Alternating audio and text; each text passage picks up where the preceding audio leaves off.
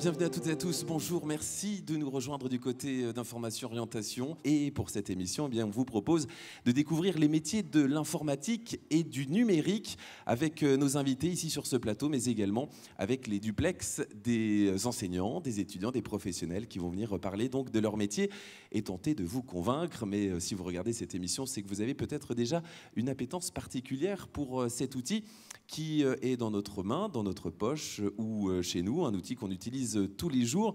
Et il faut bien des hommes, des femmes pour réfléchir à des applications, réfléchir à créer ces produits ou encore à les maintenir, à les entretenir. Ça fait beaucoup de métiers et on va en parler notamment avec Éric Dubiel qui est enseignant. Bonjour Éric, merci d'être avec nous. Alors déjà, peut-être nous présenter cette filière qui est très complète, qui est très vaste et donc des métiers passionnants, voilà, l'informatique et le numérique, qui est aussi un peu compliqué parce que voilà, c'est quand même assez intéressant. L'informatique doit être simple pour les utilisateurs, pour ceux qui l'utilisent. Des fois, ça l'est un peu moins, mais c'est aussi finalement tout l'intérêt de ces métiers. Alors absolument, je retournerai un petit peu la sémantique. On est plutôt dans des métiers du numérique et de l'informatique, puisque le numérique est quelque chose d'assez vaste et varié. On a une problématique technique qui est autour de nous. Les citoyens que nous sommes ont besoin à tout moment de comprendre un peu plus que d'être superficiels. Les outils numériques sont autour de nous. Vous avez parlé, Marc, des smartphones, de façon un petit peu cachée, mais c'est une évidence. Aujourd'hui, pratiquement tout le monde a un smartphone dans sa poche. Tout le monde a des problématiques, donc finalement, de cybersécurité. Et cette filière, c'est une filière qui est en train de se restructurer, qui est en train de retrouver ses marques, en fait. On a maintenant une filière qui débute en seconde, juste après la troisième. Je crois qu'on aura peut-être l'occasion d'en parler après. Oui, avec des orientations, évidemment. Ça veut dire que l'informatique et le numérique, c'est quoi? C'est des ordinateurs, c'est du réseau, c'est des choses qu'on voit, des choses qu'on ne voit pas? Le premier niveau d'entrée dans cette filière, c'est ce qu'on appelle un bac professionnel. Alors, on peut aussi faire de l'informatique dans le domaine de la STI 2D en bac général et technologique, mais dans le bac professionnel, on est sur un nouveau mot qui est associé au numérique, qui est le mot ciel. Alors, ciel ne veut pas dire grand-chose, si ce n'est le regarder quand il est beau, mais surtout, ce qui est intéressant, c'est que dans le mot ciel, on voit apparaître les mots importants qui sont la cybersécurité, l'informatique et les réseaux, puisqu'on a besoin de comprendre l'informatique et les réseaux, et puis, et nous, là, on est content, le retour de l'électronique comme outil nécessaire pour la compréhension, pour l'analyse des problématiques, vous l'avez dit, informatiques, mais aussi sur les smartphones. Et tous les outils numériques sont autour de cet environnement.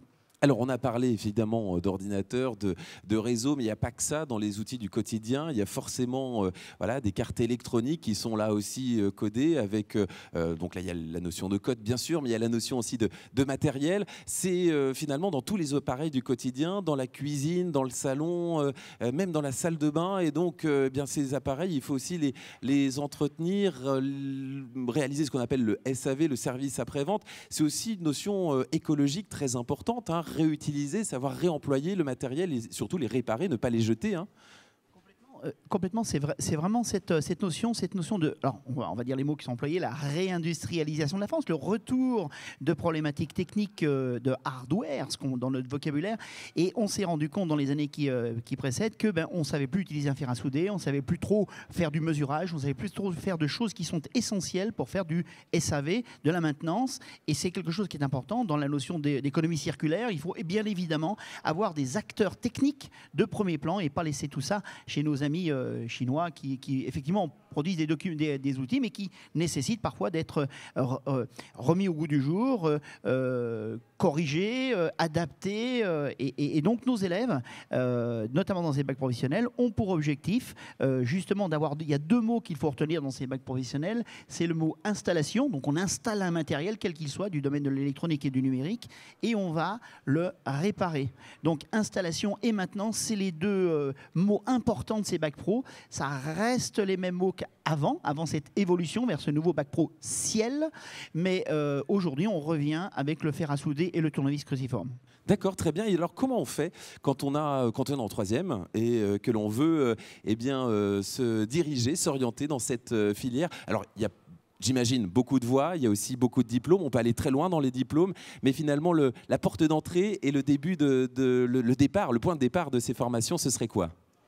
Alors d'abord, comme vous l'avez dit, c'est des filières qui ont un panel important de formation. On va attaquer après la troisième, j'y reviens tout de suite, mais on peut aller bien entendu jusqu'à l'ingénierie. Et aujourd'hui, on a besoin de gens qui sont extrêmement qualifiés. Donc la première porte d'entrée dans les métiers directs du numérique, c'est effectivement ce seul bac pro Ciel qui va justement permettre à ces jeunes de se préparer en 3 ans, avec évidemment un format axé sur les 22 semaines de stage sur ces 3 ans qui va leur donner une connaissance de l'entreprise importante. Et puis au bout de ces 3 ans, au bout de ce bac professionnel, ils vont avoir la capacité de continuer.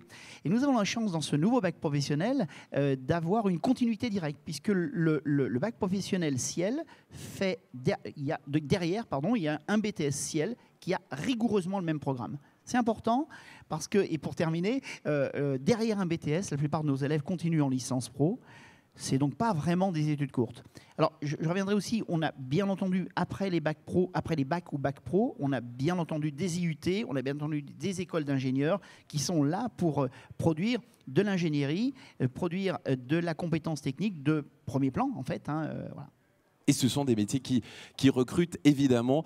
On a besoin de monde, on a besoin de jeunes pour venir travailler dans ces filières. Et des jeunes, il y en a d'ailleurs sur la filière. On va, comme pour toutes les émissions d'information orientation, nous diriger du côté de la filière présente du côté du Hall C, avec une petite nouveauté pour cette émission, c'est qu'il y a les familles en plus aujourd'hui, puisque nous sommes samedi ici sur ce salon information orientation. Et donc des jeunes, des écoles qui vont nous permettre d'illustrer ce que l'on vient de dire avec Eric. Claire, je crois que tu es donc sur cette filière bien entourée. Oui, Marc, nous sommes sur l'espace informatique et numérique et je suis accompagnée d'Élouan Montelanico, je crois que je l'ai bien prononcé. Il est en première année Bac Pro Système Informatique avec une spécialité ARED, audiovisuel et électroménager. Alors, première question que j'ai envie de poser à Élouan, c'est de savoir pourquoi tu as choisi en fait cette filière et pourquoi tu te lances dans l'informatique. Oui, bonjour. Donc moi, je suis venu dans cette filière suite à mon stage que j'ai effectué en 3e, où j'ai réparé des tours informatiques comme celle-ci. Donc je vais vous présenter quelques composants. Donc là, on a un disque dur pour stocker les données. Là, on a une carte mère qui permet de relier tous les composants tels que le disque dur ou les ventilos. Là, on a des ventilos pour refroidir le processeur. Là, nous avons l'alimentation pour alimenter tous les composants. Merci Élouan. Alors c'est génial parce qu'il n'y a pas besoin de transition avec Élouan, il s'est préparé, on est super raccord. Et là alors on va aller plutôt de l'autre côté, je crois, sur du câblage de soudure de fibre optique, encore une autre spécialité de ce domaine de l'informatique et numérique. Je te laisse prendre la main, on te suit avec beaucoup d'attention et tu vas nous expliquer en quoi cela consiste. Merci Élouan. Oui, donc là on a une soudeuse de fibre optique, c'est fait pour relier l'habitation pour quelle est la connexion Wi-Fi. Et ça, c'est super important de nos jours. Tout le monde a besoin d'être connecté. Là, ils vont pouvoir tester, ils vont pouvoir regarder uniquement quand ils vont venir vous voir. Ils vont pouvoir faire la soudure. Donc, c'est fait pour relier l'habitation, ça. Donc, c'est la soudure. Normalement, le câble, il est coupé et la soudeuse est faite pour les relier. Super, donc un petit peu de pratique pour les visiteurs. On va aller de l'autre côté, du côté de l'IUT. On va aller rencontrer Natalia Surdu. Natalia Surdu, elle est en BUT informatique et elle souhaite devenir développeur. Alors Natalia, explique-moi ce que c'est exactement pour les jeunes, être développeur en informatique. C'est une expérience très intéressante parce que, comme vous voyez, on a des projets très intéressants ici. On découvre le monde du futur. Et voilà. Bon, super. Alors là, on va pouvoir découvrir des jeux que vous avez finalement numérisés. C'est ça? Explique-nous un petit peu. Oui, ce sont des microcontrôleurs programmés en C++. Ils servent à créer des objets connectés. Par exemple, ici, on a comme une vieille console de jeux. Ici, on a un petit jeu.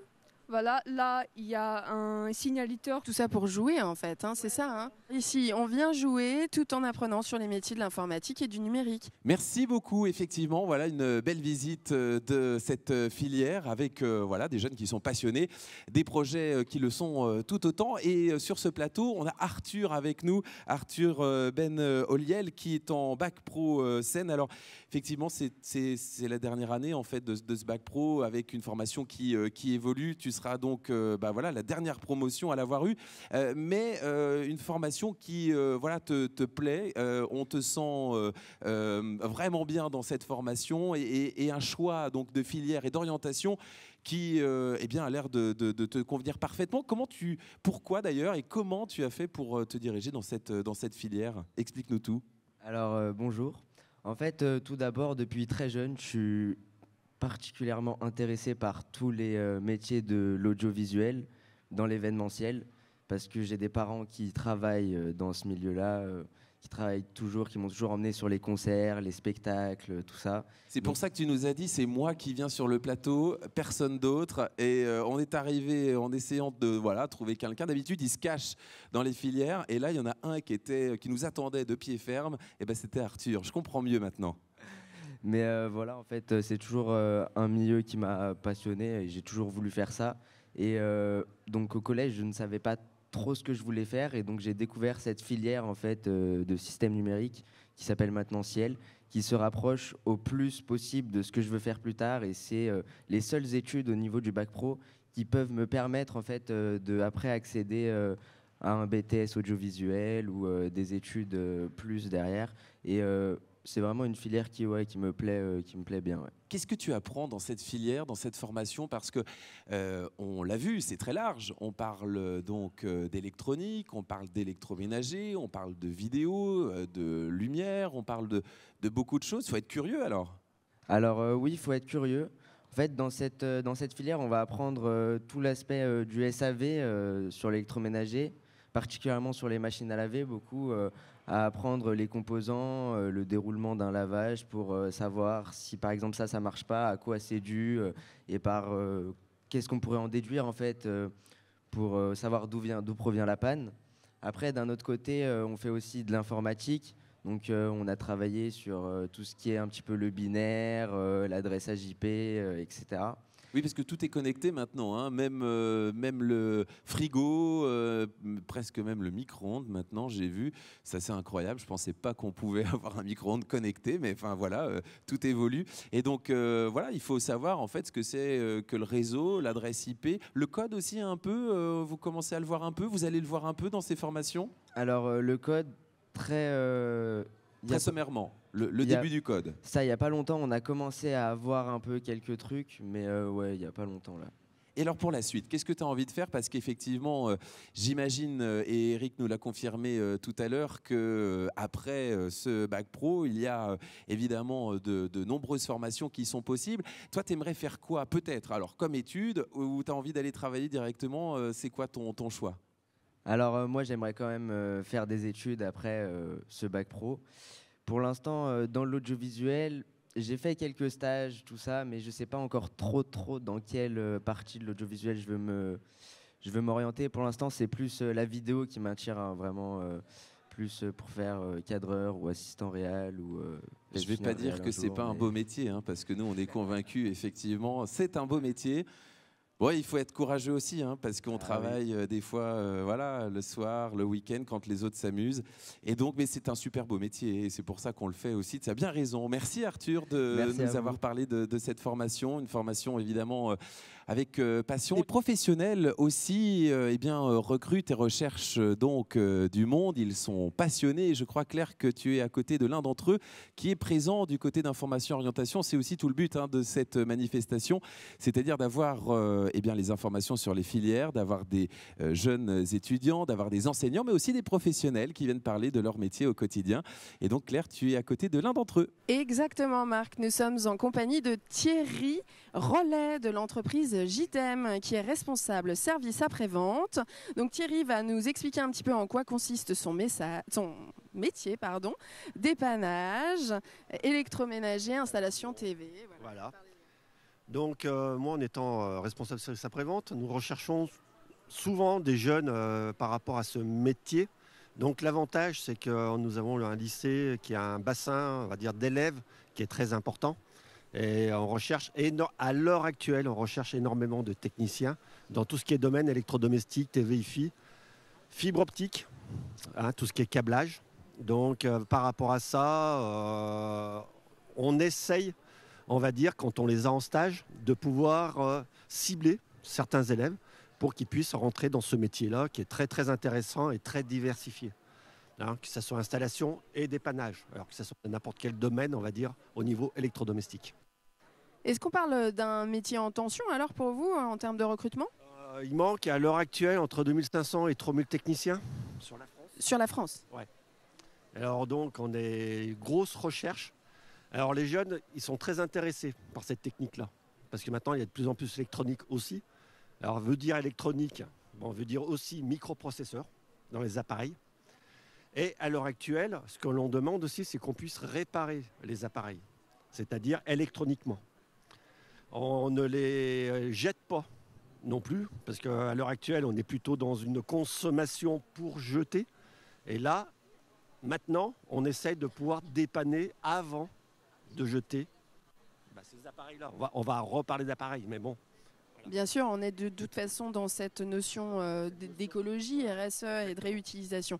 Alors, merci Thierry. On va pouvoir faire le tour ici sur le reste du stand, sur pas mal d'autres démonstrations. Notamment, nous avons juste à notre droite le système d'alarme que l'on peut installer dans les maisons. Donc, c'est une des démonstrations qui se passe ici. Et puis, derrière les caméramans, un peu plus loin, nous avons aussi une voiture qui a été en fait robotisée par les élèves et que vous pourrez découvrir. Je vous rends donc le direct. Des exemples qui permettent aux jeunes de voir du concret et notamment cette démonstration aussi du système d'alarme qu'ils reproduisent eux-mêmes avec des microcontrôleurs, avec notamment des Raspberry qui sont des petits microcontrôleurs qu'on peut programmer soi-même et donc pour comprendre comment un vrai système d'alarme fonctionne. C'est donc évidemment très important et c'est très intéressant à programmer. Alors justement, c'est tout l'intérêt, j'imagine, Arthur, que tu as trouvé à cette formation. Mais si tu devais convaincre un troisième qui se pose la question, son cœur balance et il se dit tiens, peut-être que je vais y aller, qu'est-ce que tu lui dirais pour finir de le convaincre? Alors moi, ce que je lui dirais, c'est qu'en fait, dans cette filière-là, dès qu'on aime vraiment les métiers un peu électroniques, qui se rapprochent de l'informatique, tout ça, c'est vraiment bien parce qu'il peut y avoir plein de débouchés en fait derrière. On peut changer d'avis, on peut revenir sur d'autres choses et c'est vraiment une filière qui est vaste. Donc ça ne s'arrête pas que à l'informatique comme on l'imagine, être derrière un ordinateur toute la journée à faire que ça. Non, il y a de la manipulation, il y a plein de choses en fait. Donc c'est vraiment super intéressant. Ouais. Merci Arthur. Eric, peut-être le dernier mot pour convaincre aussi, pas les parents, mais les jeunes étudiants et les troisièmes à se diriger vers cette filière. Alors aussi un peu parler aux parents, parce que c'est quand même les déclencheurs et ceux qui permettent de faire avancer la filière. Alors c'est vrai que j'ai un peu plus de bouteilles qu'Arthur. Et puis après une trentaine d'années de formation, je me rends compte qu'on n'a toujours pas compris que les filières professionnelles sont des filières qui sont à forte valeur ajoutée. Et tant qu'on restera sur cette notion de « oui, je suis mauvais, je vais aller en filière professionnelle », on aura loupé le coche. Aujourd'hui, les jeunes qui sont dans nos filières professionnelles et qui continuent, je rappelle ce que j'évoquais tout à l'heure, on continue derrière un bac pro. On n'est plus sur un format d'enseignement qui s'arrête au bout de 3 ans. Non, bien au contraire, on continue. Et moi, je suis très, très fier d'avoir parmi mes élèves des jeunes qui maintenant sont chefs d'entreprise, des jeunes qui sont responsables de services. Donc voilà, le message que je veux dire aux jeunes, c'est vous êtes sur des filières qui sont à forte valeur ajoutée, des filières de passion, des filières où vous allez pouvoir vous exprimer, vous allez pouvoir vous régaler, vous allez pouvoir progresser aussi, évoluer dans votre carrière. Vous ne resterez pas simple technicien, vous allez devenir quelqu'un qui va évoluer dans sa carrière, qui va évoluer à la fois dans le domaine professionnel, mais aussi dans le domaine financier. Donc, ce sont des métiers à vraiment d'avenir qui ont des forts recrutements, Arthur l'a dit, dans tous les domaines du numérique. On a des vieux un peu comme moi qui sont en train de partir en retraite bientôt et on va avoir besoin de jeunes techniciens qui sont forts et qui sont capables de comprendre ces nouvelles technologies. Et puis c'est intéressant, effectivement, on a eu aussi un témoignage lors d'une précédente émission qui disait moi, l'école, je voulais plus, je voulais arrêter, j'ai fait effectivement un diplôme qui pouvait s'arrêter au bout de 2 ans. Finalement, il en a fait 8 années parce que ça l'a passionné, parce que il s'est rendu compte qu'il pouvait aller plus loin. Il l'a fait avec plaisir, passion, et ça marchait. Voilà. En tout cas, merci d'avoir témoigné autour de cette thématique de l'informatique et numérique, des métiers passionnants que vous avez pu découvrir avec nous. Vous allez pouvoir retrouver cette émission sur le site du département 1.fr, comme toutes les émissions d'ailleurs des filières que nous avons réalisées ici sur ce salon Information Orientation. 3 jours, donc 17 filières professionnelles et 12 000 visiteurs ici à Bourg-en-Bresse pour vous permettre de trouver votre voie professionnelle. À très bientôt. Merci.